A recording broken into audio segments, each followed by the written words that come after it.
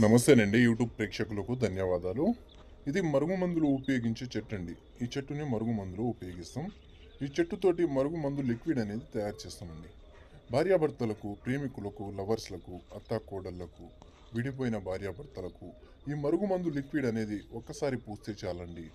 మనం చెప్పినట్టు వింటారు. మన చెప్పు చేతుల్లో నడుచుకుంటారు. ఇది అత్యంత శక్తివంతమైనదండి.